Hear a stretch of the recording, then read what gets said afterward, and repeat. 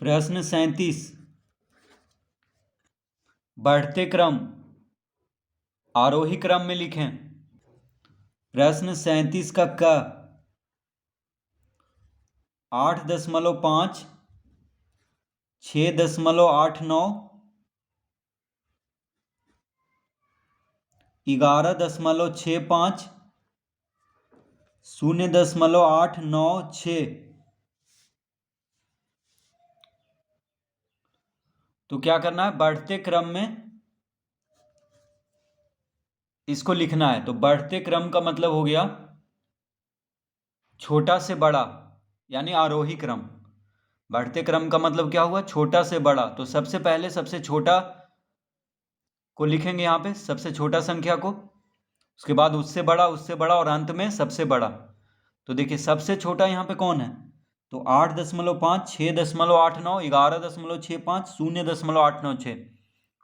तो देखिए सबसे छोटा है 0.896। तो इसको सबसे पहले लिख लेंगे।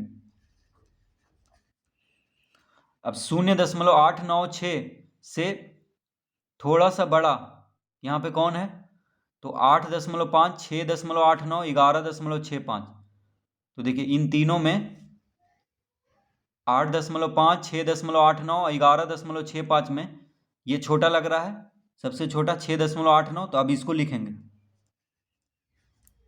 इससे थोड़ा सा बड़ा हो गया 8.5 और सबसे बड़ा हो गया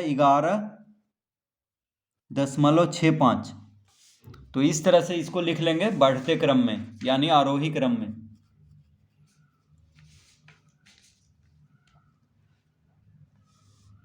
ख में है 2.52 1.89 0.695 0.9। तो इसको बढ़ते क्रम में लिखना है।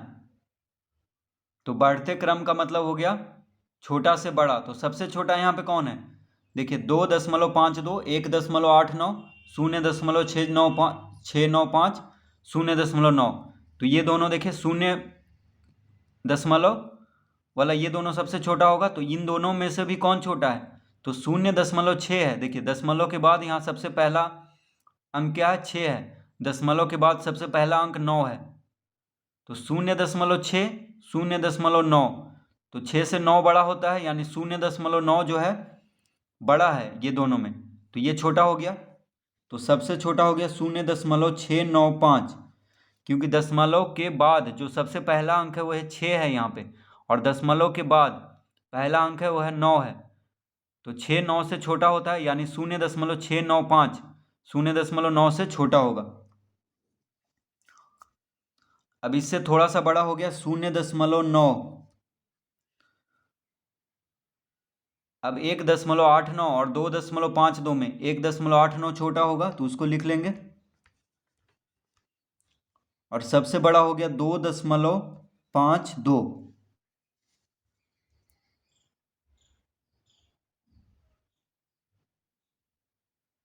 तो इस तरह से बढ़ते क्रम में इसको लिख लेंगे, यानी आरोही क्रम।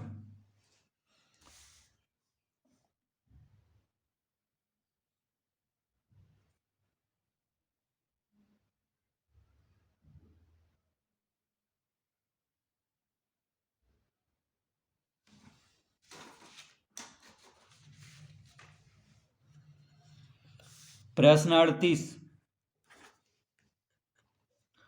5 कलम का मूल्य 75 रुपया है, तो उसी तरह के 3 कलम का मूल्य ज्ञात करें। तो दिया हुआ है 5 कलम का मूल्य बराबर 75 रुपया। 5 कलम का मूल्य कितना है, 75 रुपया है। ठीक है, 5 कलम का मूल्य दिया हुआ है 75 रुपया। तो एक कलम का मूल्य पहले निकालेंगे। तो एक कलम का मूल्य बराबर हो जाएगा 75/5, यानी 5 कलम का मूल्य है 75 रुपया। तो एक कलम का मूल्य कितना होगा, 75 को 5 से भाग दे देंगे तो एक कलम का मूल्य निकल जाएगा। ठीक है, तो 75 को 5 से जब भाग देंगे तो आ जाएगा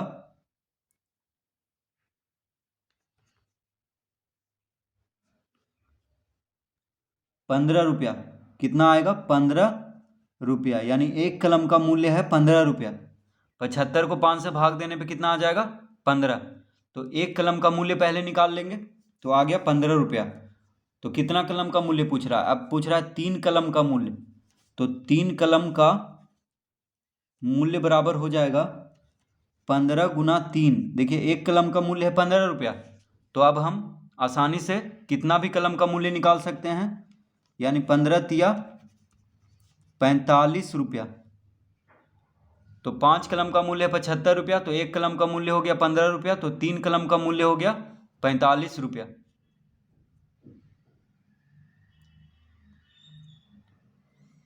तो पहले एक कलम का मूल्य निकाल लेंगे, उसके बाद गुना कर देंगे 3 से, तो 3 कलम का मूल्य हो जाएगा। प्रश्न 39। एक बंडल में 10 रुपया के 310 नोट हैं। बंडल में कुल कितने रुपये के नोट हैं? तो कह रहा है एक बंडल में 10 रुपया के 310 नोट हैं। तो लिखेंगे बंडल में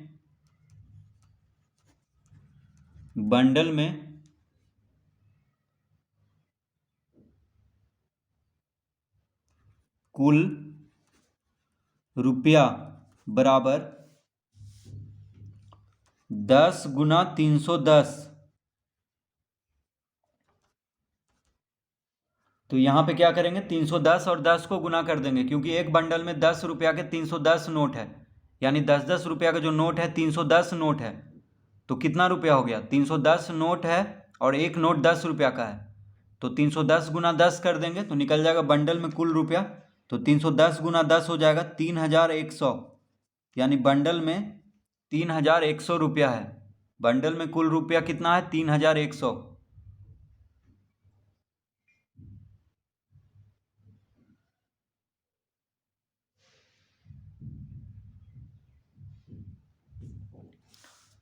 प्रश्न 40।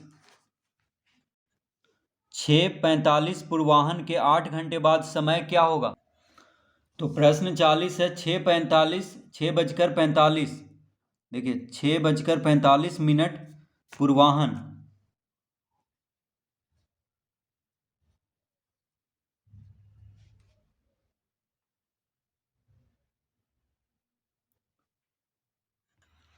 तो 6:45 पूर्वाह्न के 8 घंटे बाद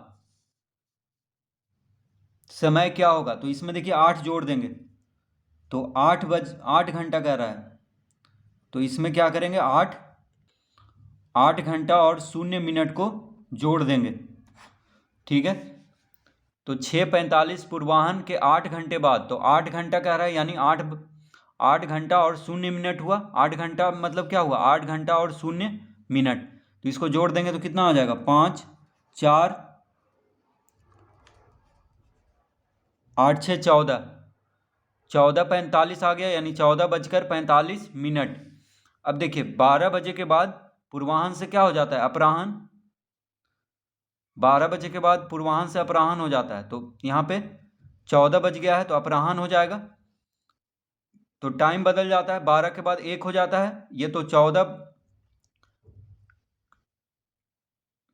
ट्रेन ये सब में बजता है। ठीक है, 24 घंटा का जो समय होता है उसमें 14 15 ये सब देखा जाता है, लेकिन पूर्वाह्न और अपराह्न 12 बजे के बाद बदल जाता है। तो 12 बजे के बाद 13 बजता है तो उसको 1 कहते हैं, 14 बजता है तो उसको 2 कहते हैं, यानी 2:45 हो जाएगा। तो लिखेंगे 2:45 अपराह्न। ये क्या हो जाएगा? अपराह्न।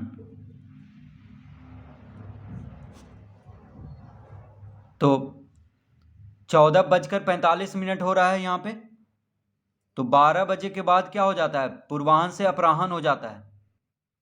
ठीक है,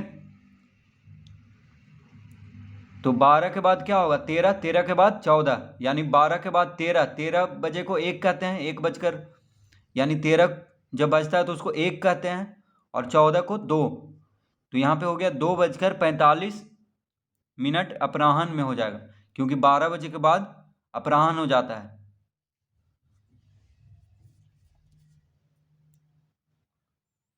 तो इसका उत्तर आ गया 2:45 अपराह्न।